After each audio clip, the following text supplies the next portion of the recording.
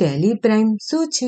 Tally prime એક accounting software છે જે બે વસ્તુઓથી બનેલ છે, અકાઉન્ટિંગ અને સોફ્ટવેર. હવે જાણીશું કે અકાઉન્ટિંગ શું છે.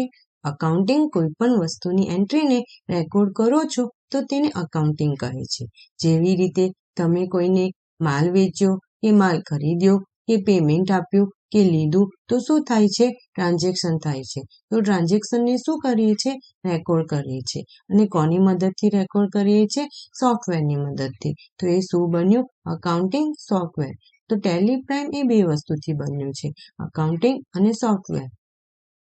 હવે ટેલીને ડાઉનલોડ કરવા માટે આપણે ટેલી સોલ્યુશનની વેબસાઇટ પર જઈ વેબસાઇટ પર આપેલા ડાઉનલોડ બટન પર ક્લિક કરી ટેલી પ્રાઇમ ડાઉનલોડ કરીશું.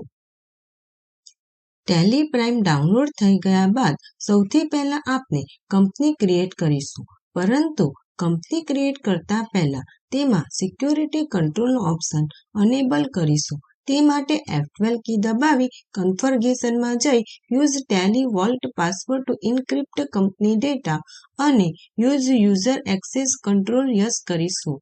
ત્યારબાદ કંપનીનો ડેટા પાથ નક્કી કરીશું. તે માટે બેકસ્પેસ કી દબાવી સિલેક્ટ ફ્રોમ ડ્રાઈવમાં જઈ જે ડ્રાઈવમાં તમારે કંપની સેવ કરવી હોય તે ડ્રાઈવ સિલેક્ટ કરી એન્ટર કી દબાવતા તે ડ્રાઈવ કંપની ડેટા પાથ તરીકે સેવ થઈ જશે. ત્યાર પછી કંપનીનું નામ ટાઈપ કરીશું, કંપનીનું એડ્રેસ ટાઈપ કરીશું, જે સ્ટેટમાં કંપની આવેલી હોય તે સ્ટેટ ટાઈપ કરીશું, કન્ટ્રી ટાઈપ કરીશું, કંપનીનો pincode number, telephone number, mobile number, fax, email address, website type કરીશું.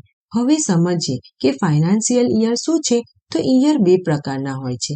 એક હોય છે કેલેન્ડર યર અને એક હોય છે ફાઇનાન્શિયલ યર. ફાઇનાન્શિયલ યર 1 એપ્રિલથી શરૂ થઈ 31 માર્ચે પૂરું થાય છે.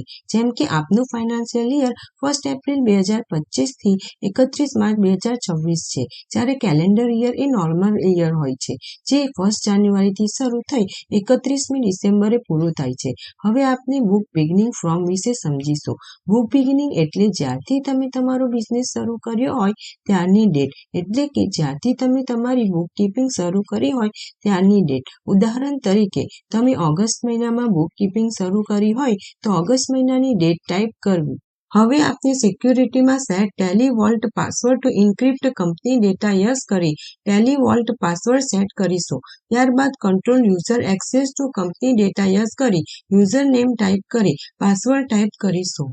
હવે હાલ પૂરતું અનેબલ ટેલી ઓડિટ ફીચર્સ અને disallowed opening in the education mode no કરીશું અને એન્ટર કી દબાવતા આપની કંપની સક્સેસફુલ ક્રિએટ થઈ જશે. હવે જે સ્ક્રીન દેખાશે તેમાં ટેક્સેશનમાં જઈ હાલ પૂરતું enable goods and service tax GST નો કરી કંટ્રોલ+I કી દબાવી પાન ડિટેલમાં જઈ પાન નંબર ટાઈપ કરી એન્ટર કી દબાવી સ્ક્રીન એક્સેપ્ટ કરતા આપની કંપની ક્રિએટ થઈ જશે.